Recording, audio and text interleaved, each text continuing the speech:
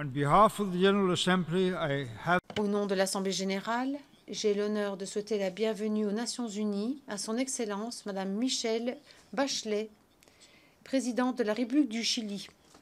Je l'invite à prendre la parole devant l'Assemblée.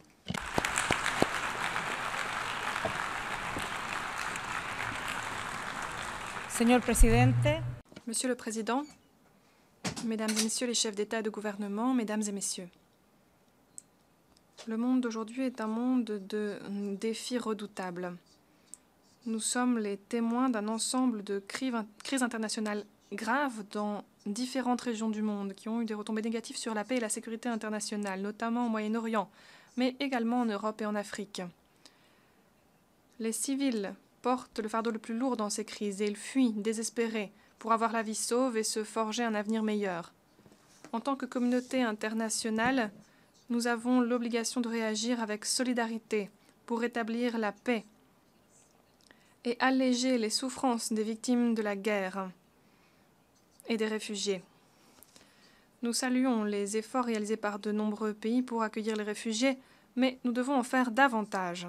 C'est la raison pour laquelle mon gouvernement a décidé d'accueillir des réfugiés de la guerre civile en Syrie. Et c'est la raison pour laquelle le Chili va renforcer sa coopération avec l'Afrique, une région où, à partir de 2016, nous participerons aux opérations de maintien de la paix des Nations unies.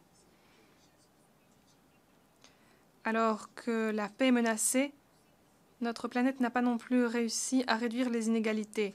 Nous ne sommes pas non plus parvenus à un accord pour freiner le réchauffement. C'est la raison pour laquelle, au milieu de tant de défis internationaux, cette 70e session de l'Assemblée générale restera dans l'histoire comme un instant charnière où la communauté internationale est parvenue à un accord sur un programme de développement à l'horizon 2030. Ce programme est synonyme d'espoir, un espoir qui nous lie. L'on trouve en son cœur la lutte contre les différents visages des inégalités. C'est le défi le plus important que doit relever l'Amérique latine et le Chili, alors que l'on entre dans une nouvelle phase de développement économique et politique. Il s'agit d'un programme ambitieux, mais à la hauteur des défis urgents que nous devons relever, à la hauteur des objectifs à long terme d'une cohabitation humaine juste, créative et pacifique. Il tient compte des engagements que nous devons encore réaliser, mais incorpore de nouveaux objectifs et de nouvelles cibles. Ils intègrent de façon multidimensionnelle dans ce concept de développement durable et inclusif. Il s'agit d'un programme synonyme de changement. C'est une vision d'avenir qui est la nôtre. Nous l'appuyons avec enthousiasme. L'égalité entre les pays, à l'intérieur des pays, entre les sexes, la croissance, l'industrialisation, une consommation durable pour tous, le respect de l'environnement et tout ce que cela implique, la paix sociale, ce ne sont là que quelques objectifs contenus dans ce programme. Il s'agit de la base d'une façon de cohabiter fondée sur des valeurs très profondes. Nous avons une occasion en or pour répondre aux signes de désespoir face à l'avenir et de défiance vis-à-vis des institutions. Signes que l'on peut percevoir dans nombre de nos sociétés. La responsabilité première en matière de développement durable et d'égalité accrue est la responsabilité de chacun de nos pays. Et le Chili, avec enthousiasme, s'engage dans cette tâche. Cependant, c'est aussi une tâche qui nécessite un environnement propice. En effet, une grande partie des cibles sont liées à des dynamiques mondiales. Bon nombre des défis auxquels nous nous retrouvons confrontés ne peuvent être relevés de façon isolée. Promouvoir des sociétés plus inclusives et durables ne sera possible que si nous sommes à même de faire progresser la réalisation de ce programme au niveau national mais aussi mondial. Lorsque le commerce international n'est plus un moteur de croissance, lorsque les flux financiers sont asymétriques, volatiles, lorsqu'il n'y a pas de mécanisme juste et efficace pour garantir le règlement de la dette souveraine, lorsqu'il n'y a pas de flux prévisible et suffisant d'aide publique au développement, les pays émergents et, a fortiori, les pays les plus pauvres du monde se retrouvent confrontés à des obstacles colossaux sur la voie de la réalisation des objectifs de ce programme. Il faut que les systèmes financiers, monétaires et commerciaux internationaux fonctionnent de façon plus démocratique, de façon plus efficace, plus équitable aussi, vis-à-vis des intérêts des pays en développement. Aujourd'hui, ce n'est pas le cas. Une condition sine qua non pour réaliser cet objectif est de renforcer le cadre des institutions mondiales et de la coopération multilatérale avec une représentation vaste, des mandats clairs et des outils efficaces. Nous devons promouvoir une architecture des institutions multilatérales faisant office de soutien aux politiques nationales proposées dans le programme 2030. Le Chili a revenu à la hausse le rôle qu'il joue dans le système multilatéral. En 2014 et en 2015, nous avons été membres non permanents du Conseil de sécurité.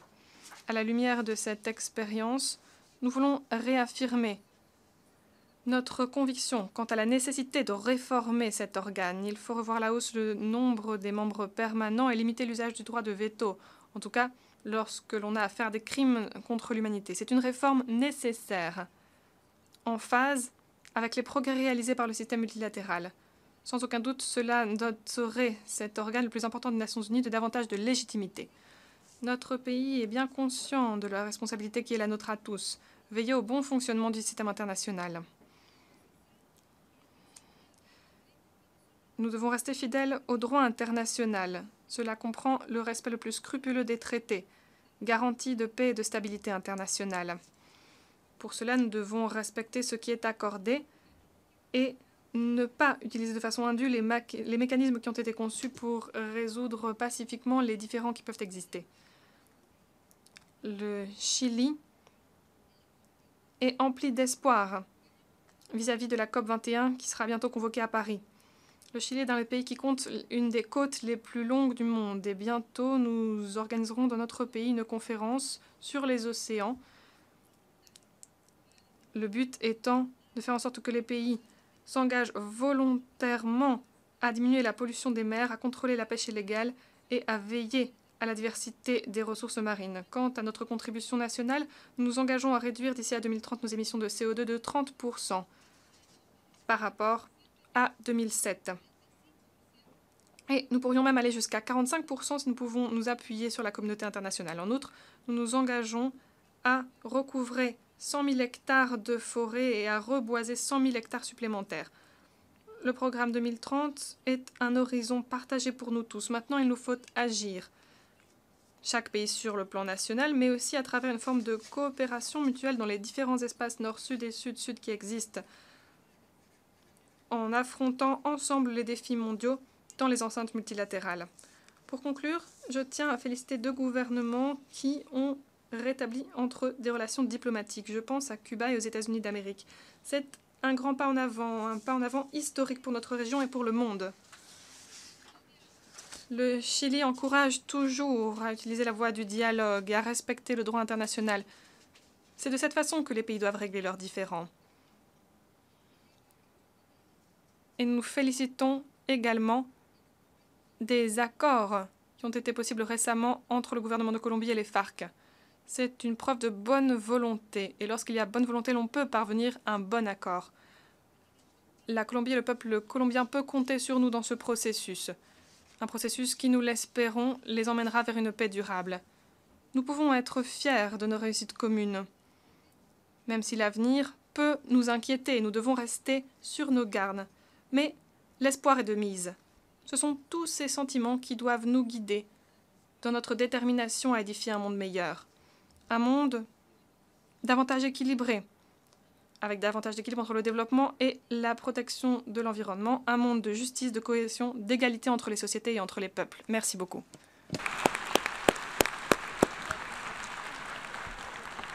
On behalf of the General Assembly, I wish to... Au nom de l'Assemblée générale, je remercie la présidente de la République du Chili pour son allocution. Je demande aux participants à la présente séance de rester à leur siège pendant que nous prenons congé de la présidente.